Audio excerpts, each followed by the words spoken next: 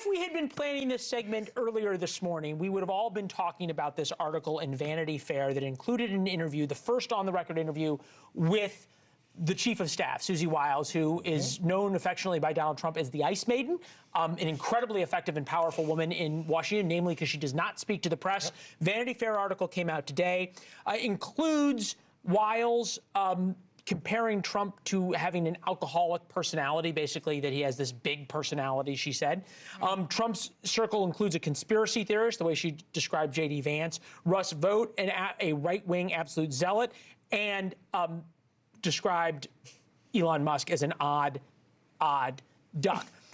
Fact check true on all of those things, and then Washington absolutely went sort of berserk. J.D. Vance even leaned into the conspiracy theories. He was like, yeah, I believe that putting masks on 3-year-olds was a bad thing. And there you go. This is my theory. Tell me if anybody disagrees with this. That inside Washington and outside the White House, this story is seen as very important. And inside the White House and outside of Washington, nobody cares. Yeah. I think that's just, I mean, look, if you've been a reporter, I'll speak for Shelby now. I mean, you love process story. This is a process story. This one doesn't like this one. There's an element where that's drawn. Does the average person who, again, is trying to buy Christmas present, are they like, oh my gosh, she said like, Russ Vought is a zealot? They're probably like, exactly. They're like, who is Russ Vought? Who are Susie Wiles? And why do I care? It probably doesn't move the needle. There's been this idea from the sort of chattering class in Washington, especially among Democrats, pop the popcorn. Oh my God, the Trump White House is now in civil war with each other. And then all of a sudden, Trump gets up and says this about Susie Wiles. Susie likes to stay sort of in the back, let me tell you. The Ice Maiden, we call her the Ice Maiden. And that beautiful exterior, don't let it fool you. She's rough and tough. Most powerful woman in the world. She can take out a country, take out a country with one phone call. Look, nobody thought he's gonna fire Susie Wiles. Vanity Fair is a West Coast liberal Hollywood magazine, and it's not gonna have any real effect on a Trump White House.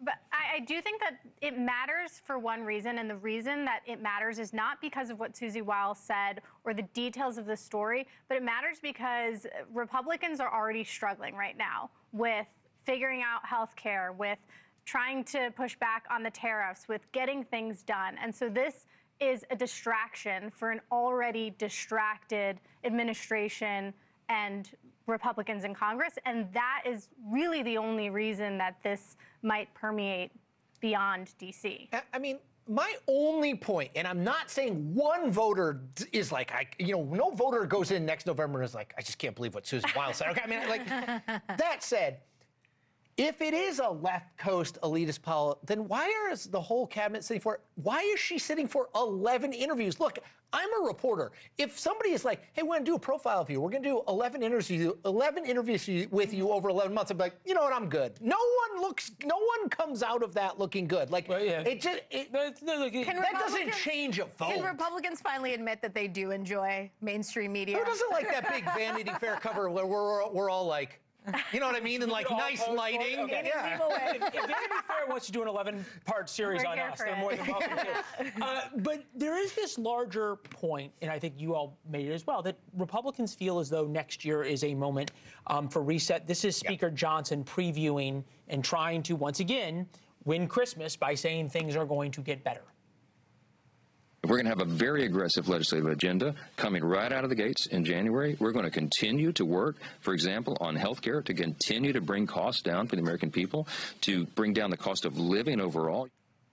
Shelby, this is where I think this story does matter in the sense that you talked about, which is, does Trump remain as powerful a figure in the Republican Party as he has been?